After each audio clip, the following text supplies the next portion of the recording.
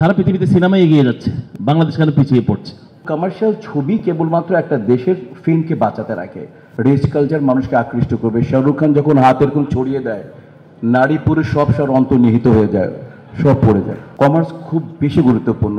60 বছর বয়সে শাহরুখ খান প্রথম জাতীয় পুরস্কার পেয়েছে, বা শাহরুখ খান গোটা ইন্ডাস্ট্রিতে ইন্ডিয়াকে কমার্স ছবি দিয়ে পুরো বিশ্বে নিয়ে গেছে। টাকা ছাড়া আর কি, বাস কিছু না। টাকা আপনাকে লাগবেই স্যার, কমার্স দরকার আছে স্যার। আপনার তাণ্ডব লাগবে, দাগি লাগবে, জঙ্গলি লাগবে, যেটা আপনাকে ব্যবসা দিবে। হিসাবে আমরা 70-এর দশক, 90-এর দশক, 80-এর দশকে অনেক ভালো সিনেমা পেয়েছি। আমাদের প্রজন্ম অনেক বাংলা সিনেমা, খুব সমৃদ্ধ বাংলা সিনেমা দেখেছি। সূর্যদিগল বাড়ি, লাঠিয়াল কিংবা পুরস্কারের মতো ছবি আমরা দেখেছি। সেই ছবিগুলো তো নাই।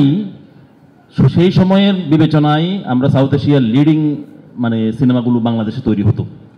তাহলে প্রযুক্তি আসলো, প্রযুক্তি এসে আমাদেরকে সামনে নিয়ে গেল, কিন্তু আমরা এখন তো সেই সিনেমা তো পাই না, বরং আমরা বৈশ্বিক বিবেচনায় অনেক অনেক পিছিয়ে পড়েছি। একটা আনসার আমার কাছে আছে, আপনি বলবেন যে বাণিজ্যিক ছবি বেশি মানুষ চায়, দর্শক শ্রোতা কমে গেছে, সবই ঠিক আছে, কিন্তু সারা পৃথিবীতে সিনেমা এগিয়ে যাচ্ছে, বাংলাদেশ কেন পিছিয়ে পড়ছে? ব্যাপারটা হচ্ছে কি, বোধ বিচার সমস্ত কিছু চেঞ্জ হয়, সংস্কৃতিতে আরও বেশি চেঞ্জ হয়। বোধ বিচার, pattern of acting, pattern of delivery, pattern of story, সমস্ত কিছু চেঞ্জ হয়। এই জন্য আধুনিকতা চলে আসে। আগে যেভাবে আমরা অ্যাক্টিং করতাম, এখন বোধ বিচার কি বলে, এখন কি করব সেটা নির্ভর করে। আর আপনি যে কন্টেন্টটা তৈরি করবেন, মানে যে প্রডিউসার, ধরেন যিনি প্রডিউসার, যিনি যে কন্টেন্টটা করবেন, ওনার একটা কনজিউমার থাকবে যে কারা দেখবে। হ্যাঁ, তো তেমনি করে আপনি ওটাকে তারা আগে টার্গেট করে যে আমার টার্গেট অডিয়েন্স কারা। তো কমার্শিয়াল ছবি কেবলমাত্র একটা দেশের ফিল্মকে বাঁচাতে রাখে। আপনি কিছু মনে করবেন না, আপনি যাদের কথা বললেন ওই ছবি এনারা কেউ দেখে নাই, সম্ভবত খুব কম দেখার কথা। কিন্তু ওনাদেরকে জিজ্ঞাসা করেন, এই আপনারা শাহরুখ খানকে কয়জন চিনেন? হাত উঠান তো অনেস্টলি। শাহরুখ খানকে কয়জন চিনেন? একটু হাত উঠাতে প্লিজ।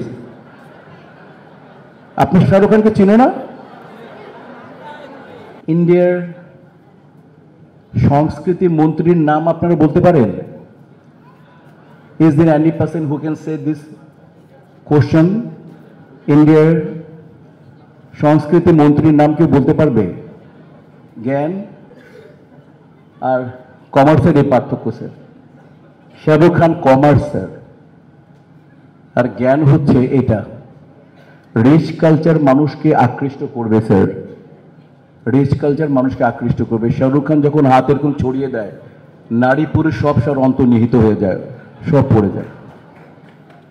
আমরা সবাই জানি অমিতাভ বচ্চনকে অনেকে চিনবে, কিন্তু আমরা জানি অমিতাভ বচ্চনের চেয়ে নসিরুদ্দিন শাহ অনেক ভালো অ্যাক্টর।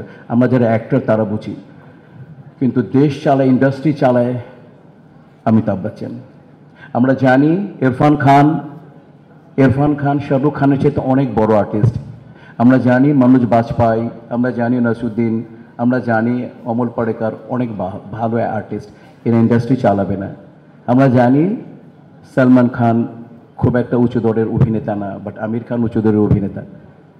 এরা দেশ চালায় স্যার। কমার্স যদি না থাকে তাহলে সংস্কৃতি পড়ে যাবে স্যার। আর আজকে অনুষ্ঠানটাও আপনি মনে বিজনেস সংশ্লিষ্ট, বিজনেস লাগবে স্যার। প্রডিউসার যে টাকাটা ঢালবে স্যার, সেটা রিটার্ন ব্যাক করতে হবে, মানি ব্যাক গ্যারান্টি লাগবে স্যার। না হলে আপনার সংস্কৃতিও এভাবে পড়ে যাবে। কাজে হচ্ছে আপনাকে বুঝতে হবে সবার আগে টিস্যু, অডিয়েন্স কে চাচ্ছে। আপনি যাই বানান, আপনি আর্ট বানান, বাট ওটাকে কমার্স রূপেই দিতে হবে। কারণ আমাদের দেশে ওইরকম প্রডিউসার নেই যে কোটি কোটি টাকা লস দেবে এবং তারপর ছবি বানিয়ে যাবে, এটা সম্ভবই না।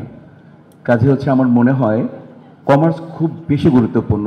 60 বছর বয়সে শাহরুখ খান প্রথম জাতীয় পুরস্কার পেয়েছে, বা শাহরুখ খান গোটা ইন্ডাস্ট্রিতে ইন্ডিয়াকে কমার্স ছবি দিয়ে পুরো বিশ্বে নিয়ে গেছে। কাজে আমাদের কমার্স বিষয়টাকে সম্মান করতে হবে। কমার্স ছাড়া, টাকা ছাড়া আর কি, বাস কিছু না। টাকা আপনাকে লাগবেই স্যার, কমার্স দরকার আছে স্যার।